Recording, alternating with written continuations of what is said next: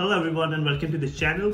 So from the last video, you have seen that people who actually come here as an international student, they really find it hard to actually land a job in the UK, right? And that's a topic which I want to really explore a bit more in this video. And I want to be specific for students who are actually dreaming and aspiring to study MSc in the UK, right? I know a lot of my friends who have been doing MSc, they've already done it, and now some of them have got the jobs, but many of them are like back in India, or they're doing something else, right? Or they've moved to a different country like Canada or US. However, the common thing is that most of the people who have got a dream of studying in the UK is also to get a job once they finish their degree, right? So I think that's the kind of category which I'm trying to target, that who want to study in the UK and also get a job in the UK, but they're not able to get, like many of them are not able to get. And what are those things which you need to be careful about? So I'll keep this video short and brief, so I'll just share you the 3 reasons. The very first thing would be around networking. Now I feel like network is really your net worth. So I'm someone who's actually working in the company, so I've gone through all those phases of studying and then actually getting a job. So that's why I'm giving you this advice. So I'm kind of a credible person in that respect. But what I feel is that when I was during my university, right, even when I didn't have this job, so I was really into my studies, and whenever I had some kind of doubts, I was actually talking to my professors around that doubts rather than being shy or just keeping the doubts to myself. So I think that ability of actually going out, just talking to my professors, talking to friends, talking to my classmates, it really helped to build really strong connections, right?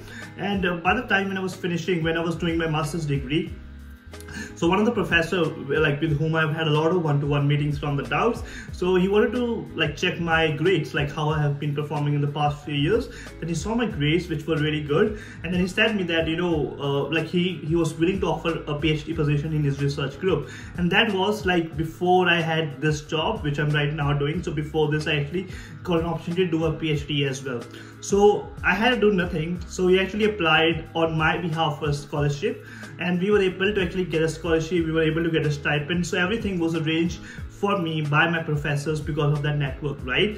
But eventually what happened was that I got this job offer for the current job which I'm doing in the industry, so which is in my field, which is in a consumer good firm at the moment, and I opted for the job instead of doing a PhD. But the main point being is that networking is really, really important for you to build the connections, and which will help you to actually help you to kind of gather opportunities, and now that's a responsibility to grab on those opportunities once you're given that. So make sure that once you're in here, you're networking. It could be around your studies, it could be around your social skills, it could be that you, like if you got some kind of interest, like say of music or playing chess or like certain sport, you can join certain clubs like which are available in your university, like societies available in the university.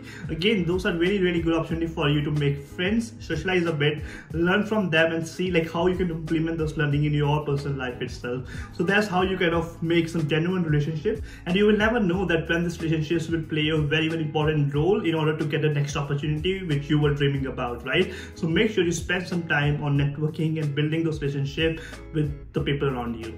The second thing is around assignments and grades, right? Now I've heard a lot of people saying that grades don't matter. To some extent, now I've got a job, I can say the same thing. But when I was a student, the grades did matter, right? Because the thing is, like, we're looking to get a job in a corporate industry, and a lot of these corporate companies would be having certain kind of criteria that they need BSc, they need MSc, they need a first class degree, so they've got this criteria already. So when the company has got a criteria and you want to go into that specific company, in that case, the grades matter. And that's one thing which you have to be careful about and not get carried away with the social media where just influencers say you that grades don't matter, blah blah blah. So you never know their struggles, like what their journey has been. The journey might have been different, but your journey is different, right? So grades do matter in this respect, especially when you want to land a job after you finish your studies. And now with regards to your assignments, so the important point over here is that what happens in UK is that you'll be having small little assignments. Now, like few students will not actually concentrate on those small little assignments because they think that it's just like a small part of their degree. But what I'm going to say you is, my suggestion would be that every single assignment contribute towards your final mark. So think about it, that in the moment you've got 100% in your PAW, that you can score 100% in your degree.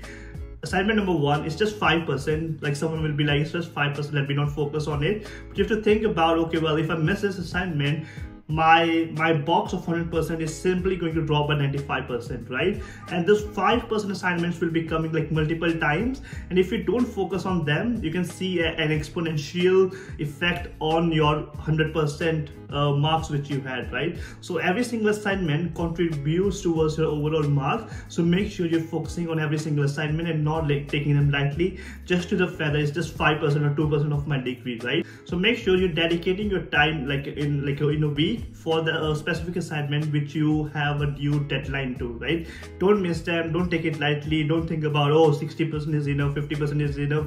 Always target to get full marks, always try to get 100 on 100 on this, especially on the small little assignments, because these are supposed to be, these are the opportunity for you to actually score 100 on 100, right? So if you lack some marks in thesis overall, these are some of the things which are really going to help you to boost up your overall degree mark itself, right? So make sure you're focusing on every single assignment and not taking them lightly. So before I move to my next point, I would really like to thank the sponsor of this video, which is Amber Students.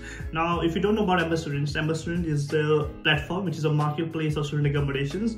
I've been working there for the last 1 year, right? So all you can do is click on the link in the description box below. It will be taking you to the Amber Student homepage, and just filter down the name of the university you want to go to or the place you want to go to. If it's London or Glasgow, just mention them down over there. It will be showing you all the accommodations which are available around that place, right? And basically you'll be getting the ability to select down, okay, well, this is my budget, does this accommodation fits into my into my budget or not, is it B, C, which option should I go for, right? It'll be showing you all the facilities which are available, and the best part is they've got amazing student discounts and student offers, right? So make sure if you're booking your accommodation to do it so by Amber Student. If you're coming for next intake, I highly encourage you to book it by Amber Student as soon as possible.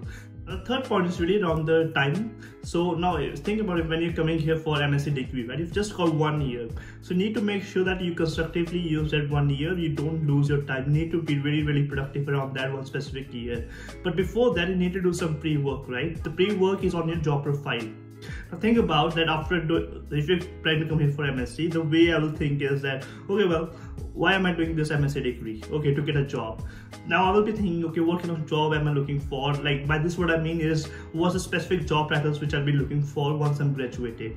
I'll be looking for those job titles. Then I'll be looking out, okay, well, what are the things which are requirement for those all companies, right? Then I'll be thinking about, okay, at the moment, where do I stand? So they might be saying you that you need some work experience, right? Work experience is really important.